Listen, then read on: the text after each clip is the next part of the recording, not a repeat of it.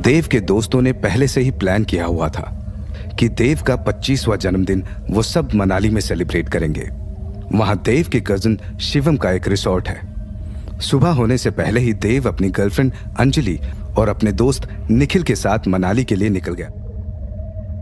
वृंदा को सपने में देखने के बाद से ही देव का मन बिल्कुल नहीं था कि वो अपना जन्मदिन मनाए, लेकिन इस वक्त वो अंजलि के साथ रहना चाहता था, क्योंकि पिछली रात सपने से जागने के बाद सबसे पहले उसने अंजलि को ही देखा था। और वृंदा ने कहा था, इस सपने से जागने के बाद जिस किसी का चेहरा तुम सबसे पहले देखोगे उस पर कयामत आएगी। देव को डर है कि अगर वृंदा का कहा सच हो गया तो वो क्या करेगा। उसे समझ नहीं आ रहा था कि आने वाले एक ऐसे खतरे से वो अंजलि को कैसे बचाएगा जिसका उसे जरा भी अंदाजा नहीं। देव नहीं जानता था कि खतरा किस सूरत में आएगा, लेकिन उसका मन बार बार यही कह रहा था कि खतरा आएगा जरूर। दोपहर के 3 बज चुके थे। मनाली अब कुछ ही दूर पर था। देव कार ड्राइव कर रहा था और अंजलि उसके साथ वाली सीट पर बैठी हुई थी। पिछली सीट पर बैठा हुआ निखिल आराम से सो रहा था। दोपहर के इस वक्त में रोड पूरी तरह खाली था, लेकिन अचानक ही भेड़ों का एक झुंड देव की कार के सामने आ गया। अंजलि ने देखा कि देव कार रोक नहीं रहा है। कार तेज रफ्तार से भेड़ों की तरफ जा रही थी।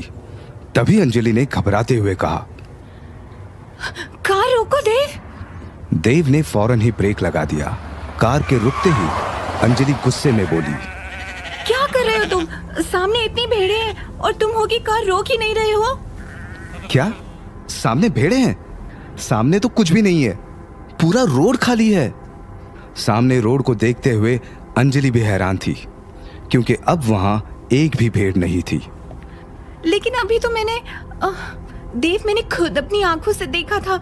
अचानक से इस रोड पर बहुत सारी भेड़ें आ गई थी। मेरा यकीन करो देव, मैं झूठ नहीं बोल रही। तुम जानते हो ना, मैं झूठ नहीं बोलती। अरे बाबा, मैं ये अच्छे से जानता हूँ, लेकिन तुम देखो ना, रोड पर कोई भेड़ नहीं है। लेकिन मैंने भेड़ों का झुंड देखा था देव, अंजलि ने तेज आवाज में कहा। उसे अब देव पर गुस्सा आ रहा था, क्योंकि देव उसका यकीन नहीं कर रहा था। अंजलि की आवाज तेज हुई तो निखिल भी नींद से जाग गया।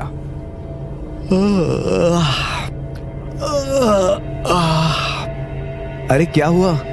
क्यों लड़ रहे हो तुम दोनों? उबासी लेते हुए निखिल बोला। देव कुछ कहता उससे पहले ही अंजलि ने निखिल को सारी बात बता दी। पूरी बात सुनने के बाद निखिल फौरन ही कार से उतरा और आसपास देखने लगा, लेकिन उन तीनों के अलावा वहां सच में कोई नहीं था। कुछ दिखा तुम्हें? निखिल के कार में बैठते ही अंजलि ने सवाल किया। नहीं यार, कोई नहीं दिखा। निखिल का जवाब सुनकर अंजलि पहले से ज्यादा परेशान हो गई और धीरे से बोली, जब यहाँ कोई है ही नहीं तो फिर मुझे जो दिखा वो क्या था? वो तुम्हारे मन का वहम था। सफर में अक्सर ऐसे वहम हो जाते हैं, इस पर ज्यादा मत सोचो। अंजलि का हाथ अपने हाथ में रखते हुए देव ने कहा। फिर वो आगे बोला, अच्छा अब चलें? वहां रिसोर्ट में शिवम भी हमारा वेट कर रहा है। देव की बात पर अंजलि ने कोई रिएक्शन नहीं दिया। तभी देव ने मुस्कुराते हुए कहा, वैसे जब तक आपका हुक्म नहीं होगा कार आगे नहीं बढ़ेगी रानी साहिबा। यह सुनते ही अंजलि मुस्कुरा दी। तभी पीछे बैठा निखिल धीरे से बोला, oh how romantic. Shut up Nikhil, Dev ने कहा और कार स्टार्ट कर दी। लेकिन अगले ही मोड़ पर कार जैसे ही मुड़ी, एक बूढ़ा आदमी कार के सामने आ गया। देव ने बहुत तेजी में ब्रेक्स लगाए। अगर 1 सेकंड भी देरी होती तो कार उस बूढ़े से टकरा ही जाती। अरे अब ये कहां से टपक पड़ा? निखिल ने धीरे से कहा। देव ने उस बूढ़े आदमी को गौर से देखा। वो अपनी जगह पर जस का तस खड़ा हुआ था और उसके चेहरे पर हल्की मुस्कुराहट थी। उसे देखकर देव को कुछ अजीब सा लगा। वो कार से बाहर निकला और उस बूढ़े आदमी के पास जाकर गुस्से से बोला, मरना चाहते हो क्या? इतनी बड़ी गाड़ी नहीं दिखी तुम्हें? गुस्से से भरी देव की आवाज सुनकर भी बूढ़े आदमी के चेहरे की मुस्कुराहट कम नहीं हुई। ये देखकर देव का गुस्सा और भी बढ़ गया। वो आगे कुछ कहने ही वाला था कि तभी वो बूढ़ा आदमी देव के करीब आया और उसके कान में धीरे से बोला, मरना तो कोई नहीं चाहता, हाँ, लेकिन सबका वक्त पहले से लिखा हुआ है। कौन कब कहाँ और किसके हाथ से मरेगा ये सब पहले से ही तय। हाँ ठीक है, ये सब मुझे पहले से ही पता है। और आप जरा दूर होकर बात कीजिए। देव चिढ़ते हुए बोला, सब तुम्हें पहले से ही पता है, तो क्या तुम्हें यह भी पता है कि अगर तुम ब्रेक नहीं लगाते तो भी मैं नहीं मरता। जो पहले से ही मरा हुआ है उसे कोई नहीं मार सकता। देव बाबू। एक अजनबी बूढ़े आदमी की जबान से अपना नाम सुनते ही देव को झटका सा लगा और वो 2 कदम पीछे हट गया। उस बूढ़े के हाथों में एक बड़ा सा डंडा था जिस पर एक काला कपड़ा बंधा हुआ था और उस कपड़े पर एक खोपड़ी का निशान था जिस पर देव की नजर तो नहीं पड़ी, लेकिन कार में बैठी अंजलि ने उस निशान को देख लिया था। काले कपड़े पर खोपड़ी का निशान शैतानी ताकत का प्रतीक चिन्ह होता है। अंजलि ये बात जानती थी। वो निशान देखते ही अंजलि ने खुद से कहा, ये बुढ़ा, ये तो कोई डेमन है, मतलब देव खतरे में है। देव को सावधान करने के लिए अंजलि ने फौरन ही कार का दरवाजा खोला, लेकिन तभी वहां तेज हवाएं चलने लगी और इस हवा के साथ आया ढेर सारा धुआं जो देव की कार के चारों तरफ इकट्ठा हो गया।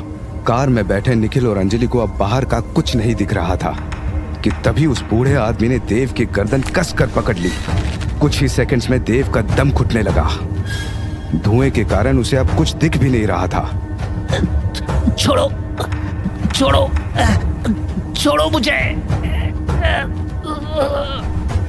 देव ने दबी हुई आवाज में कहा। तभी उस बूढ़े आदमी ने देव की गर्दन छोड़ दी और अगले ही पल वो गायब हो गया। देव को समझ नहीं आया कि बूढ़े आदमी ने उसके साथ ऐसा क्यों किया। तभी देव के कान में एक आवाज गूंजी। ये आवाज किसी और की नहीं, वृंदा की थी।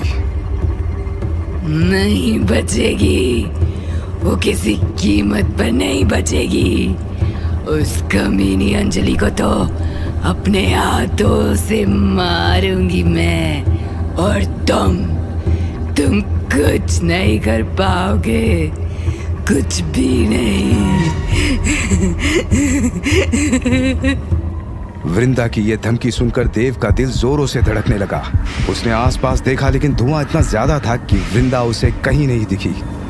देव फौरन ही अपने कार में आकर बैठ गया। तुम ठीक हो ना? अंजलि ने घबराते हुए पूछा,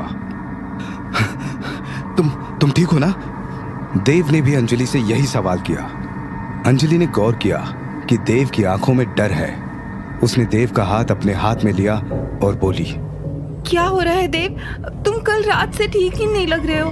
कुछ तो है जो अलग है, अजीब है। और वो बुढ़ा आदमी, वो कोई इंसान नहीं था देव। उसके काले कपड़े पर खोपड़ी का निशान था, यानी कि शैतान की ताकत का निशान।